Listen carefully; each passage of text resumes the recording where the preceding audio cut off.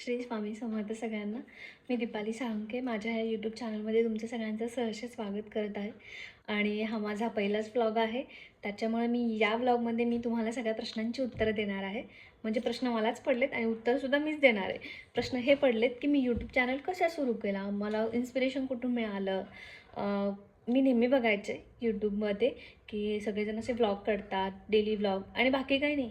जे दैनंदिन कामं असतात, जी रोजची कामं, तीच फक्त कॅमेरासमोर दाखवायची आणि कॅमेरासमोर कॉन्फिडेंटली बोलायचं, बस एवढंच. पण हे वाटतं तितकं सोपं नाही आहे. त्यासाठी तेवढा वेळ पण द्यायला हवा, म्हणजे आत्मविश्वास पण हवा. लोकं काय म्हणतील हा विचार पहिल्यांदा मनात येतो. आणि सेम माझ्या पण मनात हाच विचार आला होता की लोकं काय म्हणतील.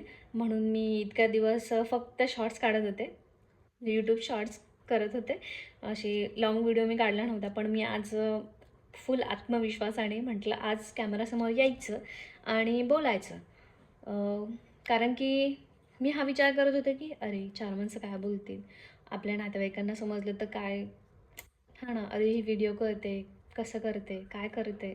पण नाही, हे सगळं झुगारून मी माझ्या मनाला जे वाटेल ते करणार आहे.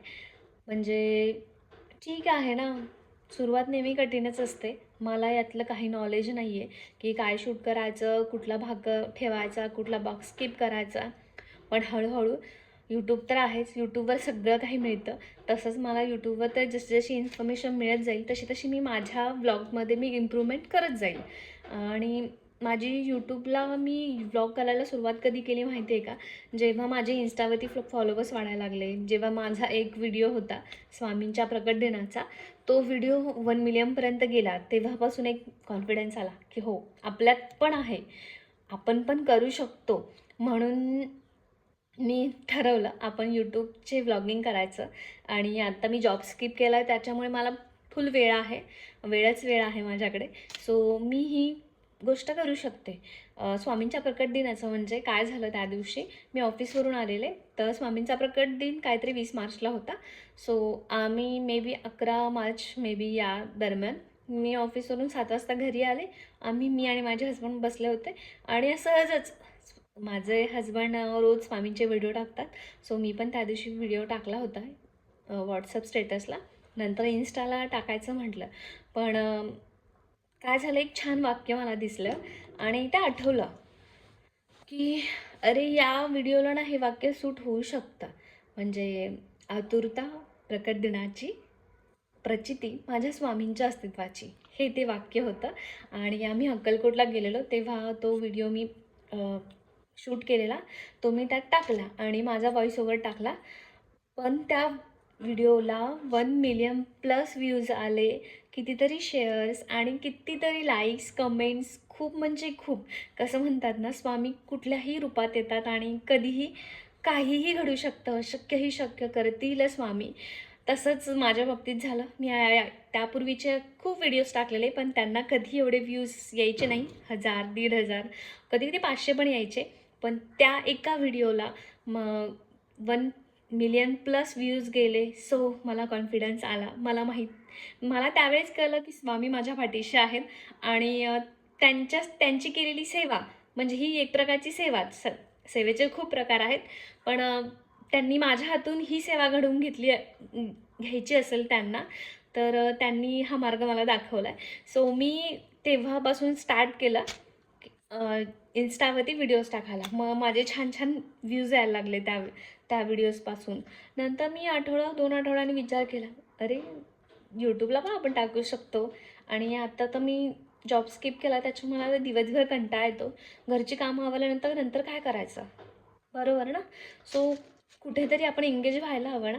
सो मी हा विचार केला की मी व्लॉगिंग स्टार्ट करते. आणि मी आता सध्या गावी राहते. आधी मी मुंबईलाच होते. महिना झाला मी इकडे आली आहे. महिना पण नसेल, 15 दिवस झालं मी इकडे आली आहे. पण म्हटलं मग आता काय करावं, रिकामा वेळ. मग रिकामा वेळ हा असा सत्कार मी लावावा असा मी विचार केला आणि मी व्लॉगिंग स्टार्ट केली. पण भीती वाटत होती की मोठे मोठे व्हिडिओ टाकायचे कसे आणि ते एडिटिंग करायचं कसं. आपण जे काय बोलतोय ते लोकांना पटेल नाही पटेल हा खूप विचार करून त्यात आठवडा गेला. त्या आठवड्याभरात मी शॉर्ट्स असतात, डेली शॉर्ट्स म्हणजे जसं की घरातली कामं, माझी स्वामींची पूजा, बाहेर जाणं, हे जाणं, ते मी शूट करून शॉर्ट्स म्हणून टाकत होते. पण आज ठरवलंच की नाही, आज एक लॉंग व्हिडिओ करायचाच आणि बघू त्याला किती प्रतिसाद भेटतोय. असं मी काही सेलिब्रिटी नाही आहे, मी एक सामान्य माणूस आहे. पण काय आहे, सुरुवात केलेली कधीही चांगली ना. करून बघू यापेक्षा आत्ता करू हे जास्त महत्त्वाचं आहे. सो मी हा विचार केला, मी आज हा व्हिडिओ पोस्ट करणार आहे. काही चुकलं तर तुम्ही समजून घ्या आणि काही माझ्या बोलण्यामध्ये जर तुम्हाला काही कमी वाटली, काही चुकीचं शब्द वापरले गेले असतील माझ्या तोंडून, तर त्यासाठी मला माफ करा आणि काय काय मी इम्प्रूव्हमेंट करायला हवी ते तुम्ही मला नक्की सांगा. कारण की कसं आहे, यूट्यूब फॅमिली तुम्ही आहात.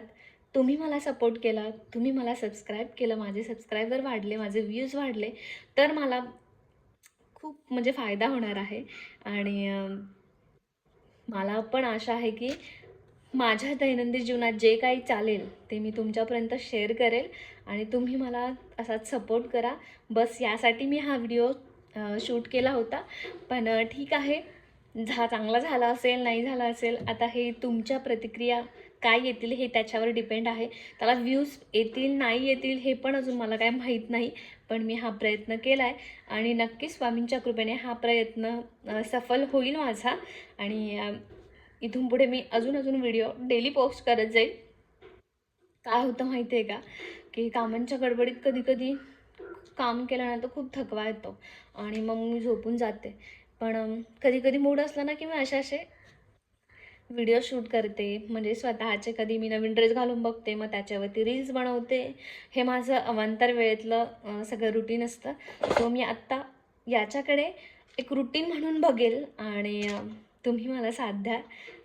तसंच तुमची जे काही म्हणजे काय काय म्हणतात त्याला, आता आठवत नाही, जाऊ द्या, नेक्स्ट व्हिडिओमध्ये बघू आपण. तुम्ही जे काही मला सांगताल, काही सल्ले देताल, ते मी नक्कीच अंमलात आणेल आणि माझ्या व्हिडिओमध्ये इम्प्रूव्हमेंट करत राहील. आणि भेटून पुढच्या व्लॉगमध्ये, सो सॉरी भेटू पुढच्या व्लॉगमध्ये.